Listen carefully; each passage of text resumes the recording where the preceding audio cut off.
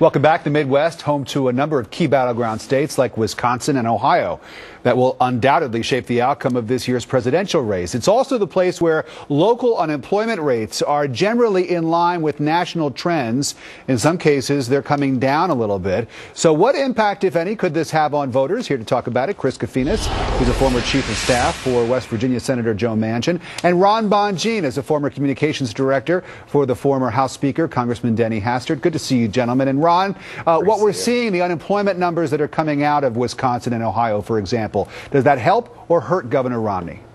Well, first of all, both states have Republican governors, and both the Republican governors are claiming that their policies are the ones that are creating jobs, but they need a president who is going to create a national federal policy that can help increase even more jobs. That's the problem. In Ohio, you've got a state that's actually still losing some manufacturing jobs. And in Wisconsin, the economy is huge, and it's been trending Republican, and that's why it elected a Republican senator and a Republican governor in 2010. Ron, Chris, a lot of people would say that these numbers are a bit misleading. Ohio, for example, has lost 40,000 jobs in just the last year alone. They have added some jobs, but they've lost a number of jobs too. And some would say that the unemployment rate is dropping because people are dropping out of the workforce. What do you say? Well, I'm not sure that's necessarily what the voters in Ohio feel. I mean, I think there's a couple of factors. One, they do believe the economy has gotten better from where things were in terms of where in the beginning of the president's term. And I think the other key part is the auto bailout. And there's a big difference between President Obama and Governor Romney on this issue. Governor Romney clearly opposed it, and President Obama clearly supported it. And if you look in particular in the parts of Ohio that the president and Democrats are doing well in, it's that area where that really depended on those automobile manufacturing jobs. And so I think Governor Romney has a real tough problem in Ohio, and you've seen that in the polls. And the bottom line is, if Governor Romney cannot win Ohio, he cannot become president. I mean, there's mathematical ways you can see it happening otherwise, but realistically, it is a must-win state for him right now. And it's and the president, I think, is clearly holding on to his lead, and that is, I think, a good sign and a reflection that voters feel pretty positive or more positive about the economy. Ron, what about that? I mean, there's so many jobs in the state of Ohio were created or dependent on the automobile industry, and so the bailout very popular in the state of Ohio. And as Chris points out, it's a sort of an awkward position for Governor Romney to have had.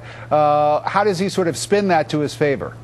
Well, it's definitely, the auto bail is definitely not enough for a state that needs more jobs. And that's why Romney's the man with a plan. The man with a plan is going to win this election, not reminding voters what you've done. You've got to show them what you're going to do in the future, and that it will work. And that's why Romney keeps bringing out that 5-point plan on growing jobs in the economy, and that's why President Obama keeps trying to debunk the plan.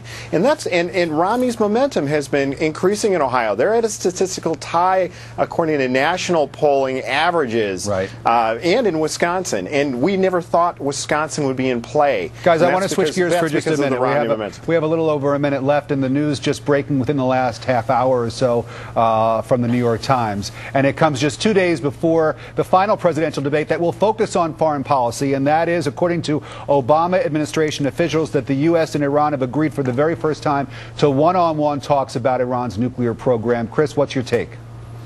Well, I mean, I think it's a positive step. And listen, there is no American, I don't think any Democrat or Republican, who wants to go to war, period.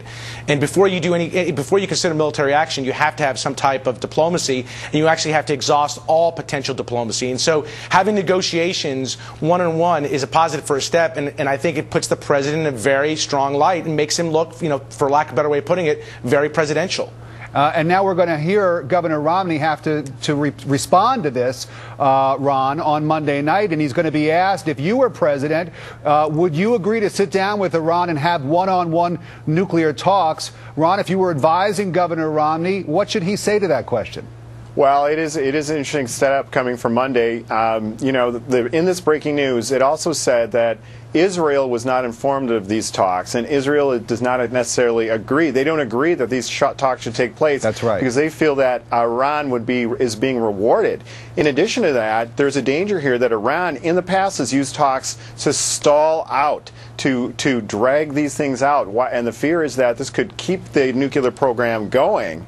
and getting towards the nuclear weapons capability, and that this is just a stalling tactic. So Romney will have plenty of ammunition to talk about this on Monday. I mean, the state of Israel wasn't even consulted on this. But he's going to be they're going to try to pin him down to whether or not he would follow through if he were elected president with these talks. And what will he say? What should he say to that?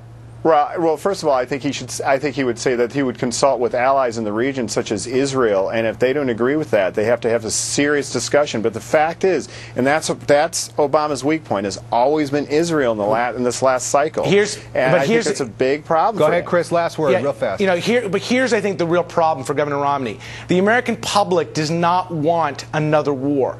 And absolutely so the argument, that is absolutely true. They do not want another war. No, I agree with you. I'm saying Oh, okay, I'm sorry. Yeah. And so in terms of negotiating a potential resolution, it's really tough to argue against negotiations and to basically suggest otherwise, that you should not negotiate. They may be a stalling tactic, it may not be a stalling tactic, but it's really tough to sit in a debate and look the American people in the eye, figuratively speaking, and say you don't want to negotiate and prevent potential conflict. That's a tough position for Governor Romney. I think it's something that Obama has to handle very gingerly and carefully, and choose the direction of where he wants to take this, because of course no one wants war, but at the same time you don't want to look like you're appeasing the other side. Gentlemen, thank you so much. Chris Kafinas, Ron Bonjean, always good to talk.